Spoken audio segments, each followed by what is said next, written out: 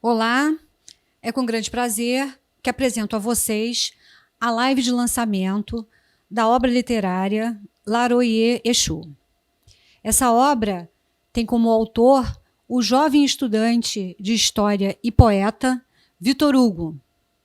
Para a construção desse trabalho, tivemos a felicidade de contar com a participação de grandes nomes da militância afro-brasileira.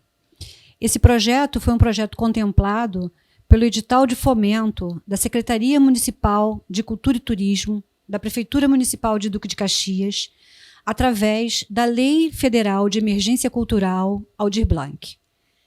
Esse projeto tem como objetivo dar luz a essa questão das matrizes africanas nesse momento tão difícil, em que o respeito é a palavra fundamental.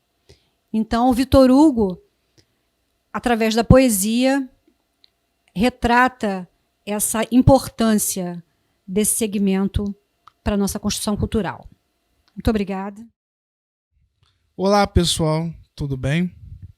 Como alguns de vocês já me conhecem da página Pensamentos Filosóficos, meu nome é Vitor Hugo, eu sou poeta e estou aqui iniciando o lançamento do meu livro Laroye Exu.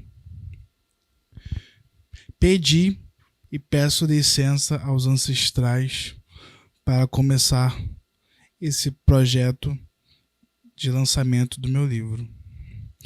O objetivo do projeto foi ampliar e divulgar conhecimentos de matriz africana, com suas narrativas e histórias de origem Nagô-Yorubá,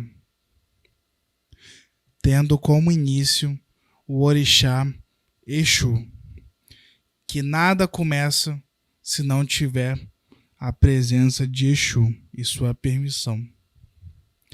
Exu é o Deus mensageiro da comunicação, das linguagens, do transporte, das transformações, das mudanças, das desconstruções, das inovações, das reinvenções, das quebras de tabus e respeito ao mesmo tempo aos tabus. Nada pode começar, sem antes passar e ter a permissão de Exu. Por isso ele foi escolhido para iniciar o projeto dos livros, homenageando cada um dos orixás. Ele vai ser o primeiro. O nome do livro, como eu disse anteriormente, Laroye Exu. Temos uma cultura de matriz africana tão rica, mas ao mesmo tempo nos foram trazidos de uma forma tão cruel, tão sanguinária, através de morte, de escravidão, à base de uma travessia forçada e sofrida. O culto aos orixás é uma forma de resistência que nos foi herdada através dos nossos ancestrais africanos, trazidos do continente africano.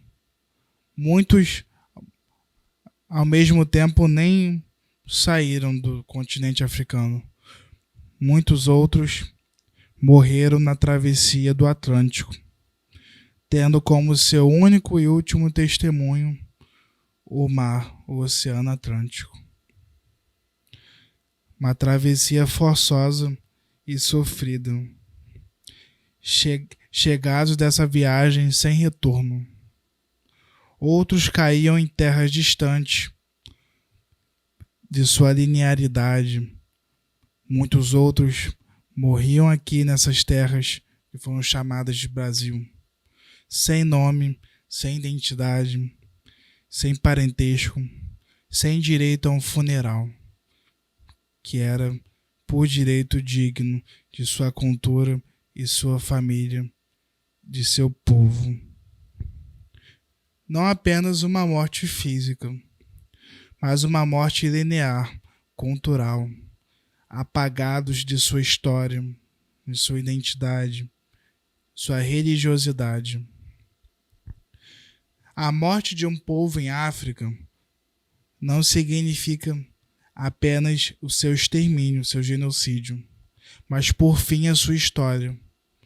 E com muita força, com muita resistência, com muita luta, foi preservado e continuado as narrativas e histórias de um povo. Nesse caso, no livro estou tratando do povo Nagô-Yorubá. Tarefa atribuída ao que os europeus franceses chamaram de griots. Os contadores de história, pessoas que eram por muitos anos treinadas para levar as histórias de seu povo através de narrativas e tradições de história oral. Por viagem forçada, as narrativas de cunho Nagô-Yorubá sobreviveram e resistiram até hoje, através de religiões de cunho de matriz africana como o Candomblé e a Umbanda. Nesse momento, vou falar agora do meu estilo poético, presente no livro. O nome do estilo poético é chamado poesia desencruzada, onde não tem início e não tem fim. Ela pode ser começada, terminada por qualquer página. E isso é muito a forma que Exu nos traz. Essa força de começo e fim e começo. Como eu escrevi num poema meu, o começo e o fim e o começo. A ordem, o caos na ordem. Essa linearidade onde pode ser mudada, transformada. Exu matou um pássaro ontem com uma pedra que só jogou hoje. É atemporal. É resolver os problemas, no caso, para ontem. É algo que, através da literatura, da poesia, é divulgada e repassada de uma forma diferente, transformadora. Das narrativas de Exu, por uma linguagem poética, desconstruída, reconstruída, por uma forma onde, mais uma vez, é quebrado os tabus, por exemplo, nesse caso, da poesia, sem ser de uma outra forma transformadas, sem ser versificadas. É uma outra forma de ver poesia, de se escrever poemas. Como um poema que eu escrevi na história de Exu também, ele faz pedra ser sal e sal ser pedra. Esse poder de transformação, de mudanças constantes. Com o nome de um poema também no livro, Reciclo. Sempre se reciclando, se transformando. Novos ciclos através da destruição e construção e reconstrução constante. Temos sim que estar sempre em mudança, pois a partir da quebra de paradigmas é possível novos caminhos, novos rumos, novas formas de ver poesia. Através da transformação e da desconstrução de olhares, preconceitos, linguagens, formas de transformar o mundo. E agora, o convidado Rui Simplício, músico, instrumentista, onde fará uma apresentação musical que remontará às tradições africanas, ao vivo agora dos Estados Unidos. Com você, Rui.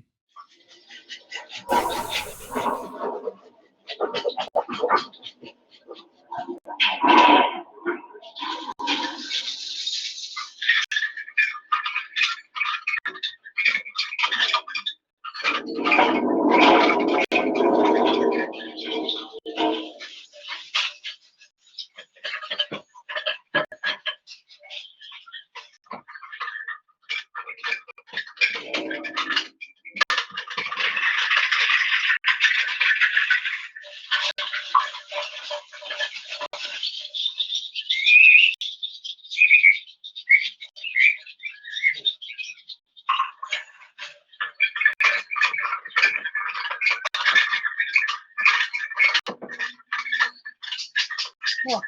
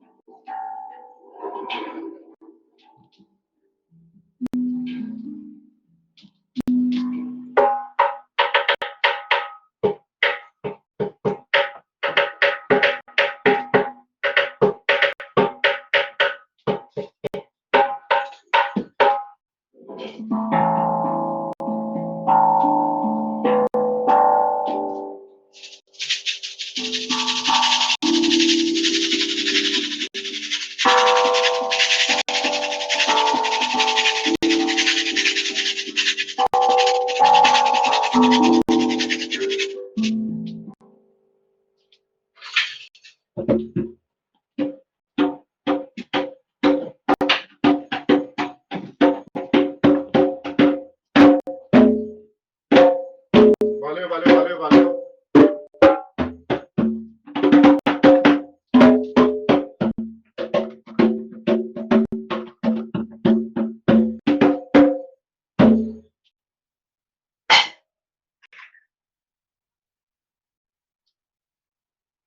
Obrigado, obrigado, obrigado.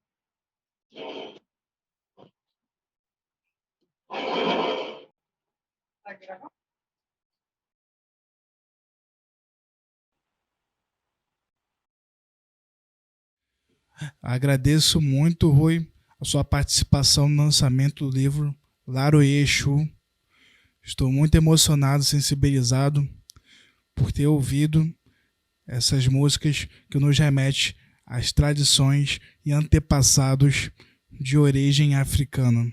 Muito obrigado por nos trazer essa rica oportunidade de poder presenciar e ouvir esse ritmo e a música de tradição africana. E agora, mais um convidado que tenho aqui para o lançamento do livro, a professora Yamara Viana, pós-doutora em História Comparada, professora da PUC. E agora é com você, professora Yamara. Olá, eu sou Iamara, historiadora, professora do Departamento de Estudos Aplicados ao Ensino da Universidade Estadual do Rio de Janeiro e professora do Departamento de História da Pontifícia Universidade Católica do Rio de Janeiro. Quero aqui parabenizar o autor Vitor Hugo e agradecer a honra de prefaciar este belo livro de poesias, Laroye Exu. Laroye Exu, o próprio nome já indica o que o livro traz. E eu quero destacar a sensibilidade do autor em trazer de forma lúdica, por meio das suas poesias, das suas escritas, dos diferentes poemas que ele apresenta nesse livro, a relevância do protagonismo de nossos ancestrais negros e negras e seus descendentes, que por meio da sua resistência permitiram que a religiosidade afrodescendente chegasse aqui no século XXI. Digo isso porque, como pesquisadora e estudiosa da escravidão no Rio de Janeiro, entendo que a diáspora africana, iniciada no século XVI, trouxe a marca da violência em todo o processo de escravização de diferentes etnias africanas. Essas etnias que aqui chegaram foram despojadas, retiradas de seu lugar, da sua terra, do seu continente, retiradas de suas famílias, e nem por isso aceitaram aquela escravização que lhes era imposta.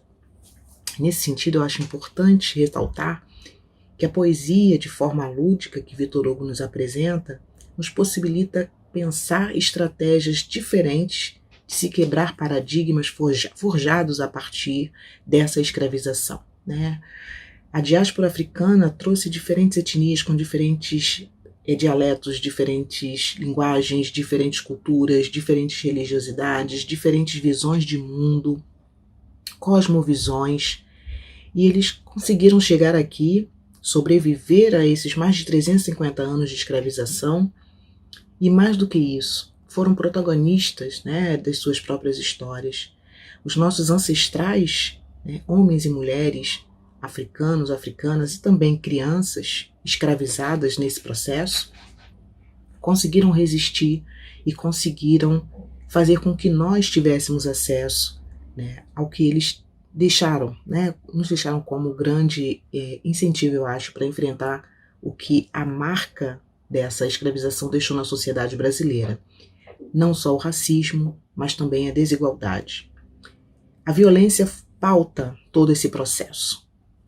E a poesia do Vitor Hugo acaba nos demonstrando como nós podemos ressignificar os olhares com relação à nossa religião, a nossa história, a história dos nossos ancestrais, a história das religiosidades dos nossos ancestrais, a nossa religiosidade, os nossos corpos e como eles são vistos nessa sociedade. Ressignificar significa olhar de uma forma mais respeitosa, olhar como indivíduos, olhar com humanidade, e a poesia tem justamente esse valor. Então eu gostaria de destacar a importância dessa escrita do Vitor Hugo, tão jovem, porque ele consegue demonstrar que a poesia ela tem forma, ela informa, e possibilita pensar e repensar não só questões culturais, mas também questões políticas, econômicas, e de violência, que foi todo esse período da escravidão. Então, muitíssimo obrigada, Vitor Hugo, por me permitir ler o seu trabalho, conhecer o seu trabalho um pouco mais de perto, agradecer também pelo contato que tivemos, agradecer a possibilidade de estar aqui, e de parabenizá-lo diretamente por essa obra, e que venham muitas outras. Nós precisamos resistir, e resistir não é somente pelas vias, de forma tão pesada. Acho que a poesia traz esse lado mais leve, mais gostoso de dizer. Nós estamos aqui, a nossa cultura importa, a nossa religiosidade importa, nós importamos enquanto negros. A nossa ascendência africana também importa.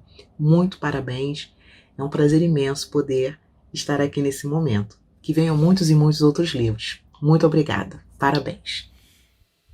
Estou muito feliz com a participação da professora pós-doutora Yamara Viana, com a sua contribuição histórica em seu texto e em sua fala sobre o livro Laroye Exu. Muito obrigado, professora. Nos trouxe essa perspectiva histórica, sociológica, a respeito da escravidão, da travessia do Atlântico, tão sofrida, tão cruel, o qual nos remeteu também ao trabalho do livro Laroye Exu. Muito obrigado, professora. Estamos aqui com os convidados, a minha produtora Cássia e o ilustrador Spike Roger, para falarmos sobre o projeto criativo, onde a minha produtora Cássia escreveu o projeto através da Lei Aldir Blanc e como foi o processo de criação, de inscrição do nosso projeto, e com o ilustrador e desenhista que fez os desenhos que estão aparecendo na nossa tela agora, que estarão na capa do livro e dentro do livro, de Exu, que teve uma concepção de desconstrução e reconstrução, que foi a ideia e a essência de todo o projeto e a obra do livro Laroye Exu. Agora eu vou passar a palavra para a minha produtora Cássia Ferreira, onde ela fala da descrição do projeto, como foi o processo criativo, processo de inscrição e todo esse processo e ciclo que teve até hoje nessa data de lançamento do livro Laroye Exu. Fala aí, Cássia. Olá, é um grande prazer estar participando dessa construção. E foi bastante inusitado, né? Porque eu conheci o Vitor Hugo através de uma aproximação dos nossos gostos literários, né? Ele é um estudante de História da PUC, eu professora de Português e Literatura, e nós começamos a perceber que tínhamos gostos literários bastante próximos. E ele conseguiu, num determinado momento, ficar mais desinibido e me mostrar algumas obras que ele tinha escrevido, algumas poesias, né? Ele iniciou me apresentando algumas poesias, e dentre as poesias, uma sequência de poesias tratando das matrizes africanas. Uma cadeira que ele estava estudando, que ele estava se qualificando na faculdade, e ele estava com muito material, escrevendo fortemente, uma produção bastante ativa, principalmente das matrizes africanas. E, paralelo a isso, enquanto produtora, a gente vinha acompanhando o desenvolvimento da Lei Aldir Blanc. E foi quando eu chamei o Vitor e falei da possibilidade de a gente escrever todo esse material que ele já vinha produzindo numa obra, né? Numa obra literária, falando e enaltecendo as matrizes africanas, que eu acho, além de tudo, um momento bastante propício para isso, né? Um momento político e social que nós vivemos, falar um pouco sobre a grandeza e a importância das matrizes africanas e o respeito que tem que se ter sobre a religiosidade e o sagrado de todos, né? E essa construção, a gente elaborou o projeto, né? Foi desenvolvendo as etapas mais administrativas do projeto e trouxemos para essa construção outros personagens, né? Entre eles o Leonardo, né? O desenhista e ilustrador, que já atua comigo em outros projetos. E aí eu trouxe o Leonardo, apresentei o argumento para o Leonardo, apresentei o Vitor Hugo, o autor da obra, ao Leonardo, e aí a coisa caminhou até a essa qualidade maravilhosa que a gente está tendo oportunidade de ter agora em mãos nesse lançamento. Mas sobre a obra, sobre a materialização da obra, aí é mais o Leonardo que tem como falar sobre isso, né, Vitor? Isso mesmo. E foi a ideia de desconstruir e reconstruir uma imagem de Exu, que foi toda a essência e a concepção de toda a obra do livro Laroye Exu, onde, ainda assim, preservando e permanecendo com a ancestralidade, as tradições e a imagem que estamos comumente sabendo e conscientizando de Exu, mas uma atualização uma contemporaneização da imagem de Exu. Então pensei manter as tradições, mas ao mesmo tempo mantê-lo como um herói, como os deuses nórdicos, como Thor, Loki, que ainda assim mantém uma tradição, mas ao mesmo tempo tem uma roupagem heróica. E o desenhista Spike Roger conseguiu, através eu passando as minhas ideias que eu tinha em mente, materializar todo esse processo que estava idealizado sobre Exu. Fala um pouco, Leonardo, como é que foi a construção desse Exu herói que eu passei e transmiti de ideias que eu tinha sobre ele. Oi, pessoal, tudo bom? Então, a primeira parte do processo foi pegar esse briefing todo que o Vitor passou e ter imagens, e é como se eu tivesse que enxergar através dos olhos dele, o que tivesse na cabeça dele. Eu comprei a ideia, né, logo de cara, né, quando fui apresentado o projeto. Eu achei primeiramente incrível a gente apresentar essa imagem mais heróica, né, de figuras tão importantes que muitas vezes são mal vistas. Eu acho isso importante de falar também, né?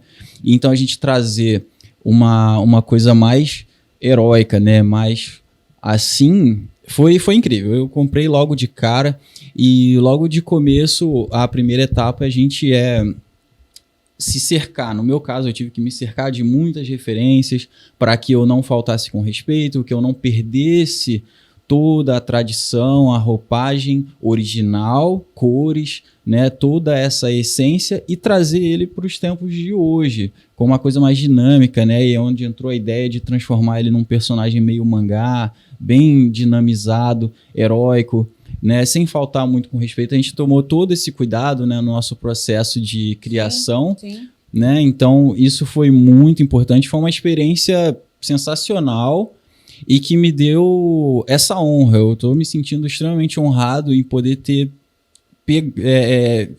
concluído essa capa, né? Essa obra, que para mim foi sensacional. Eu fiquei muito feliz e eu lembro até de ter dito que essa capa é minha. Eu vou pegar esse projeto, eu vou ficar com ele. Eu vou fazer de coração, e fiquei extremamente feliz e muito emocionado também quando eu vi o projeto pronto.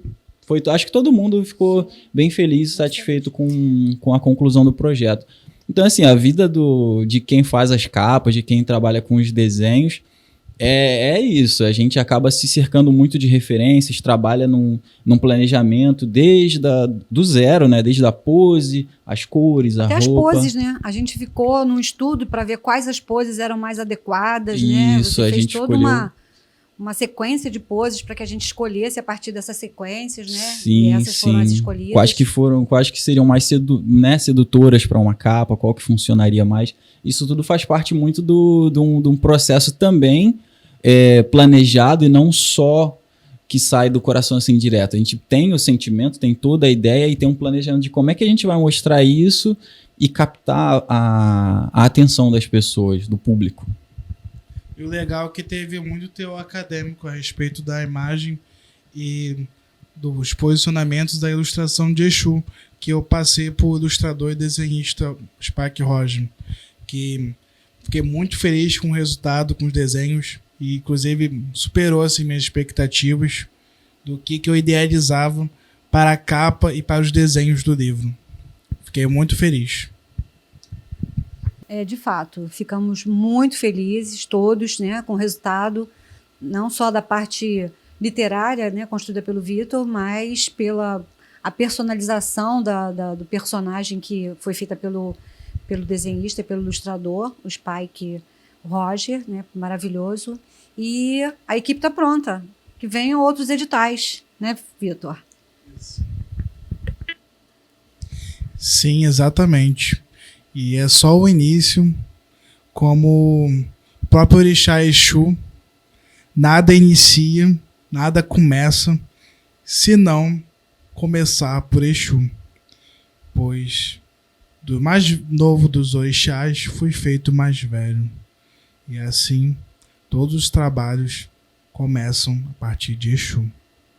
nada mais justo do que começar a nossa primeira obra com ele. Muito feliz, muito grato. Gratidão, né? O trabalho da Cássia, o trabalho do ilustrador Spike. E ficou muito bom o trabalho todo, a ilustração, o livro, o projeto, o trabalho todo saiu bem exoesíaco, desconstruindo tudo, bem dinâmico, bem multiverso, como o subtítulo do livro. E é bem isso mesmo, essa desconstrução, essa transformação. É uma nova forma como está no meu livro, a partir das ilustrações, que ganhou corpo a partir das ideias, dos poemas, dos versos, das ideias. Todo o projeto foi construído nessa essência, essa desconstrução, essa transformação, esse teor de mudança, essa quebra de tabus, de tradições. Porque é justamente isso que Exu nos ensina. Quebrar os tabus, as tradições, para assim haver reformulações, mudanças, transformações. Pois assim, o mais novo dos orixás foi feito mais velho. Vocês têm mais alguma coisa a acrescentar a partir desses comentários, dessa nossa conversa, nosso bate-papo? Não, eu agradecer, né, a participação, ter podido participar com vocês desse projeto. Muito obrigada. Eu agradeço também bastante pela oportunidade de trabalhar numa peça tão genuína quanto essa. E venham muitos editais aí para a gente participar. Com certeza. A equipe já está feita. Esse é apenas o primeiro, pessoal. E fica aí Gratidão. A fala da nossa produtora Cássia e o ilustrador Spike. Esse nosso bate-papo incrível que tivemos aqui no lançamento do livro. E eu agradeço a oportunidade, agradeço também a fala de vocês. Muito obrigado. E agora, estamos aqui com mais um convidado, professor, mestre, sociólogo, Hélio Ventura, onde falará a respeito da Lei 10.639, relações étnico-raciais, entre outros assuntos. É contigo agora, Hélio. Primeiramente, eu agradeço muito o convite, o Vitor Hugo, por participar desse momento que, com certeza, é um momento grandioso, tanto pessoal, né, de um lançamento de uma obra sua, quanto, se a gente for pensar numa perspectiva de coletividade, que, aliás, isso tem tudo a ver com a nossa própria ancestralidade, né, de trabalhar sempre no coletivo, né? Se você quer chegar rápido, você vai sozinho, mas se você quer chegar longe, você vai com muitos. Então, tenha certeza de que é uma conquista pessoal, mas também é uma conquista coletiva para todos nós. Então, eu sou o professor Hélio Ventura, como o poeta Vitor Hugo já começou a me apresentar, mestre em relações étnico-raciais e professor, né, de sociologia da escola pública aqui no município de Duque de Caxias. E, além disso, ainda sou, né, músico também.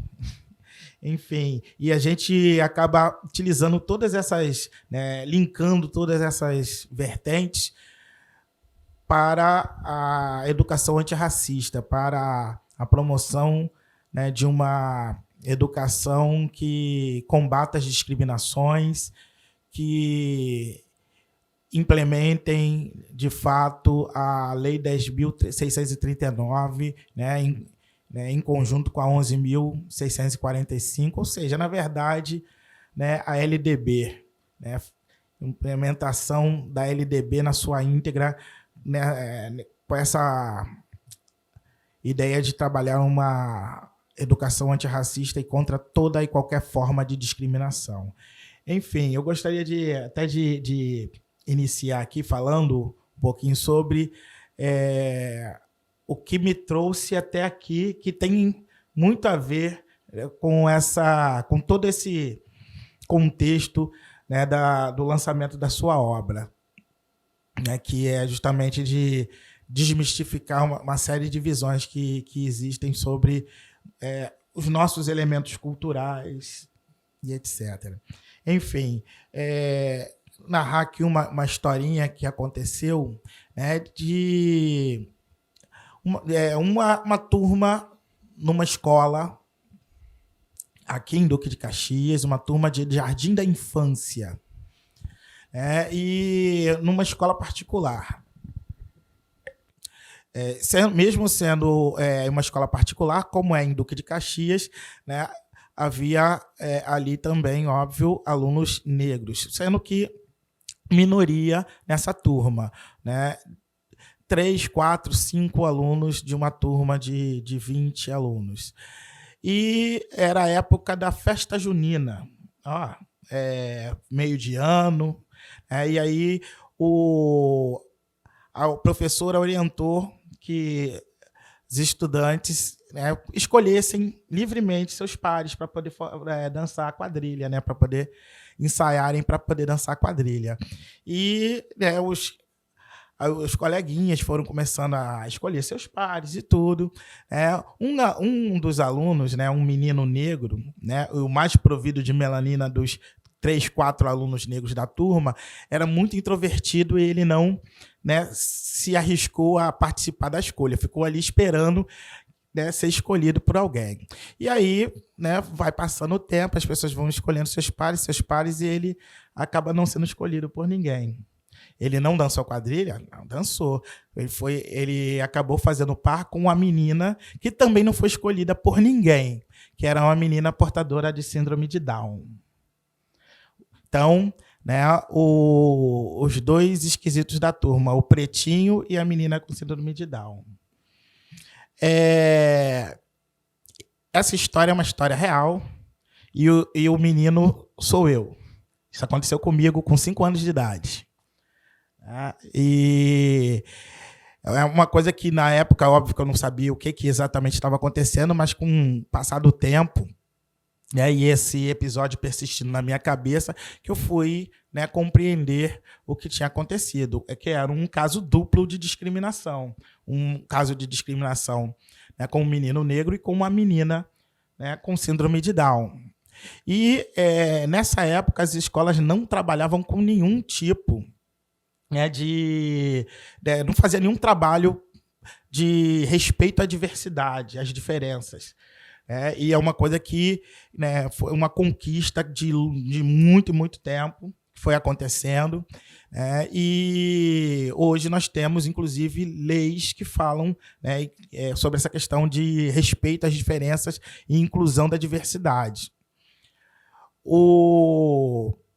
E até a gente chegar hoje, né, na Lei 10.639, né, que fala exatamente sobre isso, sobre respeito às diferenças. Queria ler um trechinho, que isso tudo acabou, né, marcando minha vida e a minha trajetória, inclusive acadêmica, né? Todas as meus trabalhos de conclusão de curso, tanto a monografia da graduação, quanto o TCC da pós-graduação e agora, mais recentemente, a dissertação de mestrado, todas elas falam sobre educação antirracista. E essa questão do respeito à diversidade.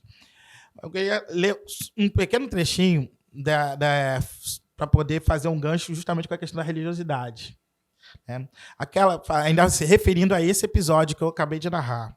Naquela época, eram raras as escolas que faziam algum trabalho com alunos sobre convivência com a diversidade, o que hoje vem gradativamente crescendo por força da lei e por esforços de aguerridos e aguerridas, educadores e educadoras comprometidos e comprometidas, e engajados e engajadas. À primeira vista, parece um exagero falar sobre temas tão complexos com crianças na faixa dos 5 anos, mas o revelador episódio nos indica que, na mais tenra idade, já percebemos a existência de diferenças que podem desencadear comportamentos agressivos ou mesmo revelar a semente do racismo. Porém, nem sempre estamos atentos para perceber e preparados para intervir quando isso ocorre. Mas quando notamos, o que podemos fazer? Fingir que não percebemos? Ou pior, fingir que isso não acontece? Ou então, orientar essa percepção de modo que essa questão não seja interpretada como uma diferença medida em uma linha graduada verticalmente. Pois é. É certo que encontramos docentes e discentes seguros da sua condição de afrodescendentes. Na ausência dessa firmeza, podemos nos deparar com situações distintas por parte dos alunos e das alunas. Temos aqueles que reproduzem essa compreensão distorcida dos fatos e se perturbam com a sua realidade concreta, marcada pela ausência de direitos, e os que adotam atitudes de negação de sua própria origem étnica e também religiosa, enquanto instrumentos de defesa para evitar mais discriminações no espaço escolar. Uma jovem de 13 anos, iniciada na tradição religiosa no candomblé, nos revela sua atitude ou omissão. Abre aspas. Tenho orgulho de minha religião, mas não entro na escola com meus colares e guias. Tenho vergonha e digo que sou católica. Fecha aspas. Esse trechinho, né, que está na minha dissertação de mestrado, está justamente fazendo essa ponte entre educação antirracista e a questão da própria discriminação no espaço escolar. E aí a gente está falando não só da questão, né, do racismo, propriamente dito, mas da questão, né, que alguns chamam de racismo religioso ou intolerância religiosa, enfim, que é justamente essa questão de uma repulsa, muitas vezes até que leva à violência, como agressões físicas, depredação de templos, né? Tudo isso é uma coisa que está, infelizmente, introjetada culturalmente no nosso país. A escola é uma micro-representação da sociedade como um todo. O que acontece na sociedade também acontece na escola. E essas discriminações que ocorrem na sociedade também acabam sendo reproduzidas lá. Essas questões de uma má visibilidade da religiosidade afro-brasileira, isso também acaba sendo reproduzido no espaço escolar. E é justamente nessa perspectiva, né, de combate a essas discriminações que, né, eu e mais uma série de educadores e educadoras no Brasil atuamos para poder fazer uma mudança nesse quadro. E é muito importante isso. E por isso que eu digo e disse no início que a sua obra ela é uma conquista coletiva. Ela não é somente... Ela é também uma realização pessoal, mas ela é mais do que isso.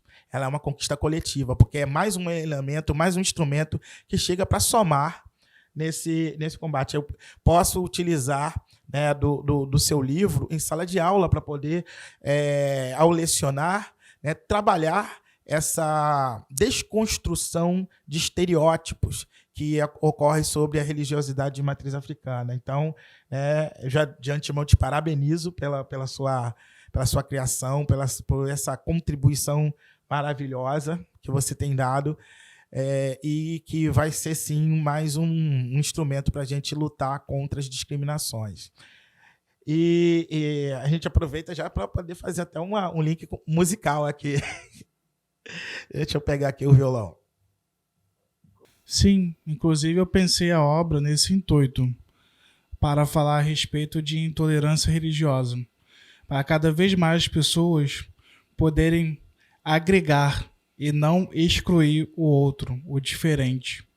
É necessário debates, discussões, cada vez mais falar sobre esses temas. Racismo, história da África. É necessário falarmos de respeito. Respeito à diversidade, seja ela de gênero, de étnico, racial, sexual, entre qualquer outra, deficiência, como ele falou agora. E eu utilizo isso através das minhas poesias, da minha literatura, onde transformo o conhecimento que eu aprendi de história da África e das narrativas Nagoya-Yorubá nas minhas poesias, para que cada vez mais as pessoas possam conhecer mais sobre Exu e ter uma outra forma, uma outra visão de vê-lo, diferente do que é divulgado por aí. Tanto é que temos a imagem de um Exu mais moderno, um Exu herói. Porque eu pensei, por que temos deuses nórdicos como herói? Por que não colocar um deus, o Orixá, africano na Goiorubá, como um super-herói? Sim, ele pode ser um super-herói também. E existem recursos que podem ser transmitidos, conhecimento de África, como a música. Agora vamos ouvir o professor Hélio Ventura. É isso aí, vamos que vamos. Queria trazer para vocês aqui uma composição minha, né, chamada África Iá. Olha o nome da música, Iá, né, que significa mãe, né? África Mãe, nosso grande continente de referência. Muito bom trazer essa música. Vamos falar de África, então. Vamos falar de África e vamos falar de legislação e educação antirracista. Vamos nós.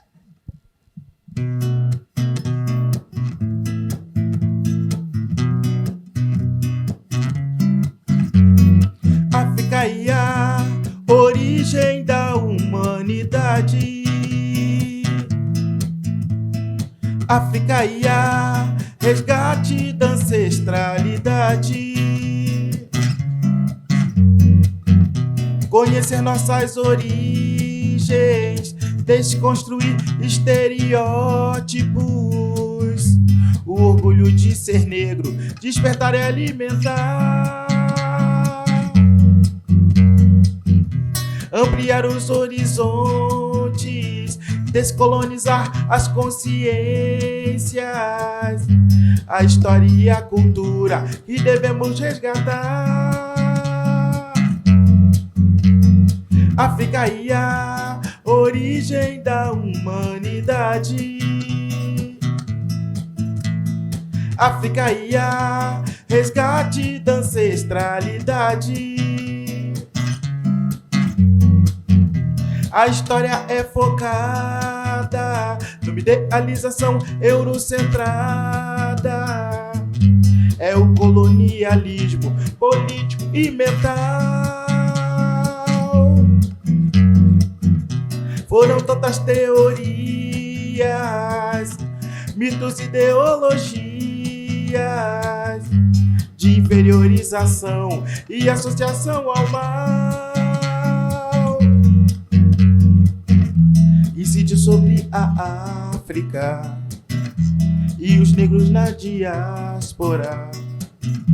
O racismo científico, darwinismo social, eugenia, mestiçagem, ideologia do branqueamento, luso-tropicalismo, mito da democracia racial.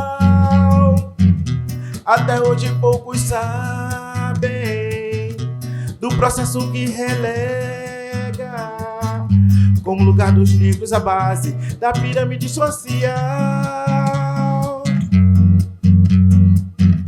É preciso militância com consistência teórica para melhor combatermos o racismo estrutural. África e a origem da humanidade. África e a resgate da ancestralidade. África e a... Muito bem. Essa música é uma aula pra gente aqui. Isso aí, a gente traz como um referencial mesmo. Inclusive, eu não posso deixar, né? Tem que fazer justiça, e agradecer muito ao grande ativista do movimento negro e intelectual, ao Mauri Mendes Pereira, porque essa música eu sempre falo com ele, essa música é uma coautoria dele, já que eu escrevi essa música assim que eu terminei de ler a cartilha escrita por ele, né? por que estudar História da África, que faz parte da coleção Cadernos SEAP, e ao ler essa cartilha, a música veio. Então, é coautoria com ele. Tudo que está na letra da música, a gente encontra lá na cartilha. Então, meu abraço a Mauri Mendes Pereira. E podemos perceber a respeito das perspectivas sociológicas, históricas. Muito bem. Eu não tenho nem muito o que comentar, porque a própria música já disse por si só. Tá certo. Até falando, né, sobre essas questões que são colocadas na música, ela está falando, as primeiras frases, elas já são bem diretas e reveladoras, né, do que a gente se propõe com essa atuação da educação antirracista, né, que fala África e África, mãe, origem da humanidade, África e resgate da ancestralidade. Conhecer nossas origens, desconstruir estereótipos, o orgulho de ser negro, despertar e alimentar, ampliar os horizontes, descolonizar as consciências, a história e a cultura que devemos resgatar. Então, é isso. E fica aí a desconstrução, onde é muito a essência do Orixá Exu. A desconstrução, a construção e a reconstrução. É necessário cada vez mais destruir os preconceitos e construir respeito. Agradeço a participação do professor mestre Edio Ventura, que além de professor é músico também. Teve aqui a sua participação artística, contribuiu muito para o lançamento do meu livro. Agradeço. Eu que agradeço mais uma vez o convite, poeta V. Hugo. Só para encerrar, gostaria de declamar uma letra também minha, mas em forma de poesia, para poder fazer uma homenagem a essa arte também, que é tão maravilhosa que é a poesia. De uma música minha chamada Negro Grito. Manda lá. Negro na senzala ou no quilombo, negro na favela, na cidade ou no campo, negro na metrópole ou no interior, negro na diáspora africana no mundo, negro no presente ou no passado, negro foi escravizado, hoje é trabalhador, negro excluído no tempo colonial, negro explorado na era do capital.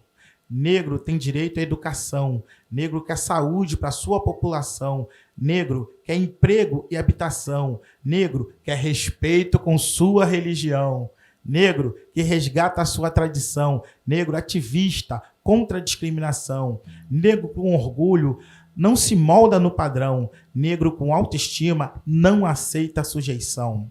Faça um momento de reflexão, lembre que o negro construiu essa nação e até hoje vive no mais cruel desalento. Ouça um negro grito de libertação. O que eu quero é justo. Queremos reparação, ação afirmativa, liberdade e respeito. Obrigado. Agradeço. Continuando o poema dele, Exu, rei desse panteão. Muito boa essa contribuição. Agradeço sua participação, professor Edio Ventura, com mais uma música e a sua demonstração artística aqui no meu lançamento. E agora chamo outro convidado, o pai Celinho de Omulu, Babalorixá, o qual fará a fala dele a respeito de religiosidade africana, entre outros assuntos. Agora é com você, pai Celinho.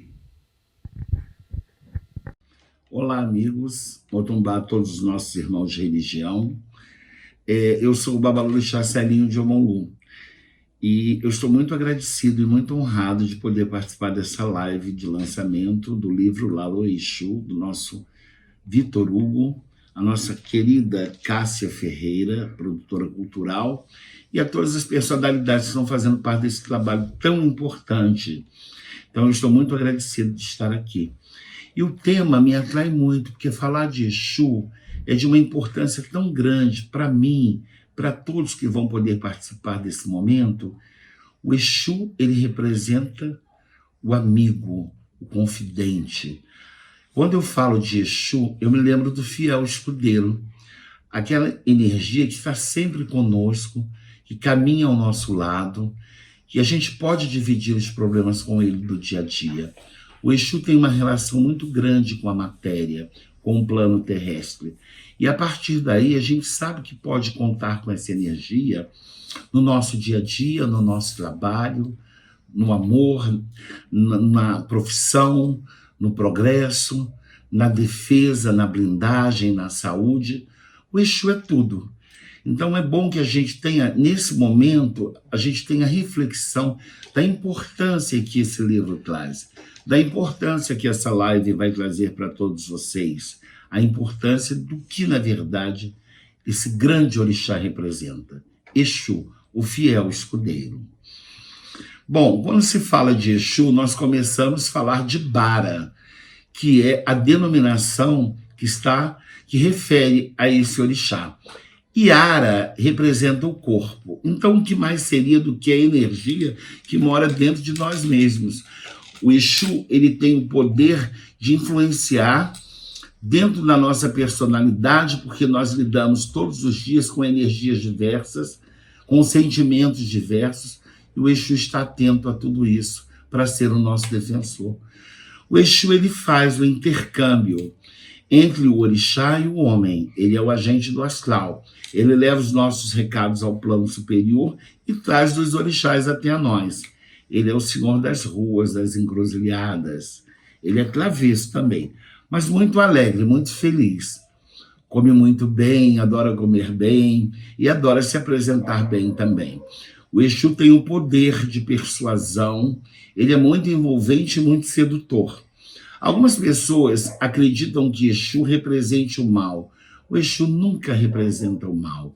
O Exu, ele simplesmente tem conhecimento da magia boa e má.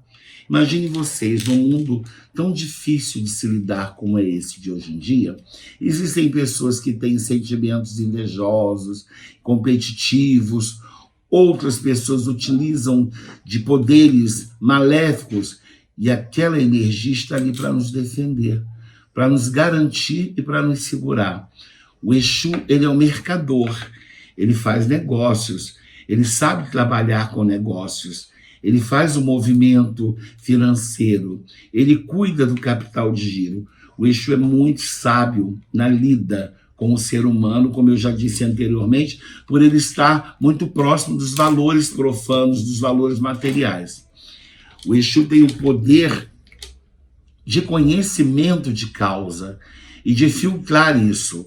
O Exu, ele não é perigoso, basta você saber lidar com qualquer um. Você precisa saber lidar com honestidade, com sinceridade e com verdade. Porque, antes de tudo, ele vai analisar o território, aonde ele pode pisar, e vai te analisar também.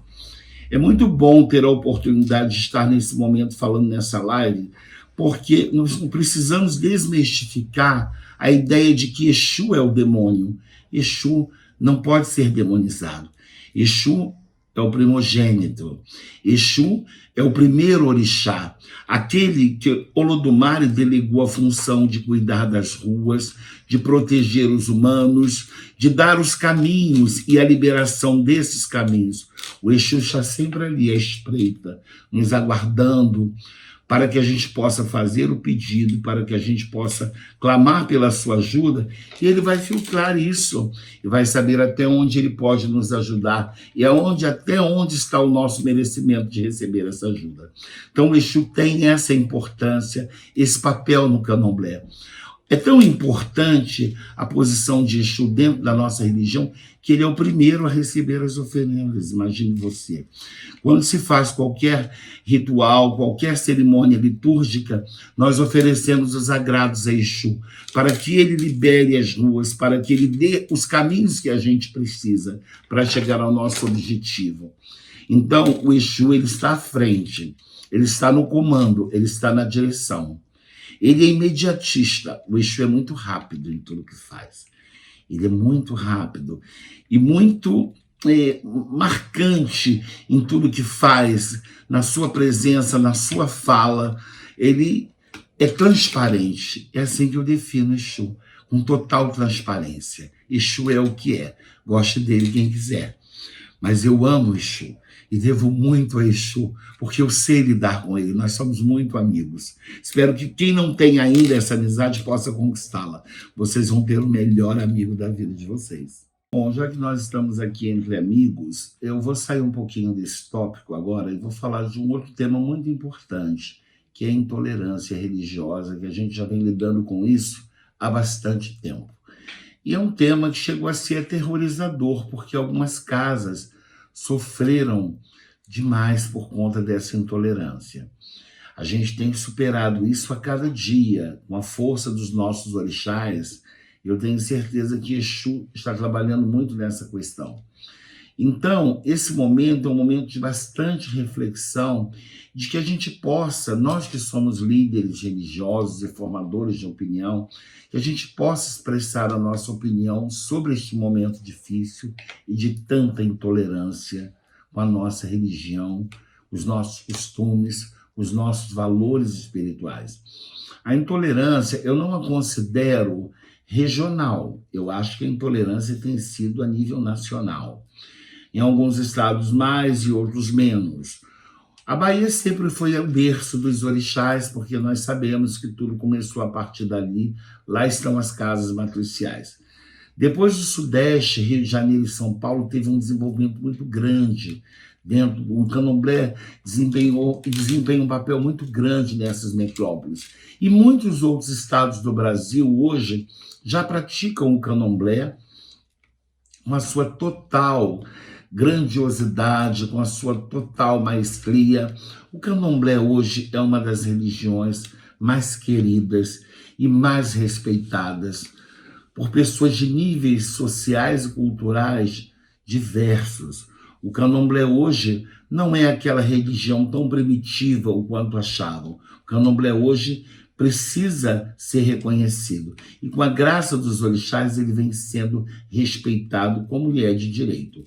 Então, eu moro na Baixada Fluminense, o meu terreiro em Duque de Caxias, e nos anos 80, eu percebi uma intolerância muito grande sobre o candomblé, a ponto de personalidades, pessoas importantes, celebridades da minha cidade, frequentavam a minha casa de uma forma cuidadosa para que não fossem vistos e nem reconhecidos naquela época. Digamos que em 1986 eu faço um evento muito grande e toda essa sociedade de Duque de Caxias compareceu porque eu tinha um grande amigo e ele era como se fosse um promotor. Naquela época, ele era um divulgador de eventos. Como ele era muito meu amigo, ele falou, olha, Sérgio, eu vou convidar umas pessoas para a sua festa.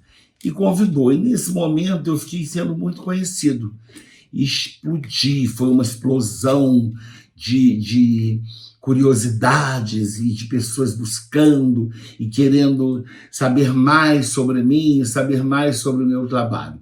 Então, a partir daí, eu fui garantindo um espaço. Mas não que isso me tivesse trago nenhum tipo de benefício além do próprio reconhecimento no município.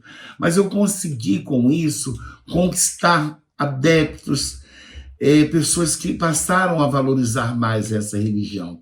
Então, eu tenho feito esse trabalho na Baixada Fluminense, em Duque de Caxias em especial, um trabalho cultural, um trabalho em que a gente possa informar mais. E, graças a Deus, isso tem sido muito bem superado. Pelo menos na minha região, é óbvio que você tem que estar muito preparado para lidar com essa situação, porque lidar com gente é sempre muito complicado.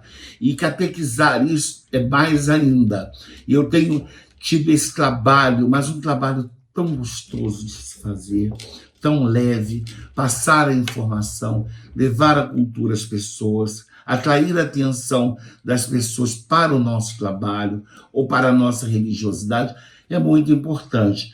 Eu não tenho dúvidas de que possamos superar essa intolerância. Cada dia mais nós estamos avançando mais nisso, porque as nossas bases, os nossos antigos, aqueles que fundaram e que começaram, passaram por momentos muito mais difíceis e superaram. A conclusão que eu tiro de tudo isso, tendo em vista que os nossos ancestrais passaram muitas dificuldades, sofreram muito, desde da escravidão até os dias de hoje, A conclusão que eu chego é que o candomblé veio para o Brasil, as religiões de matrizes africanas vieram para o Brasil para ficar. Ninguém vai acabar com a nossa religião nunca, gente. A nossa história é linda, é uma história de centenas de anos.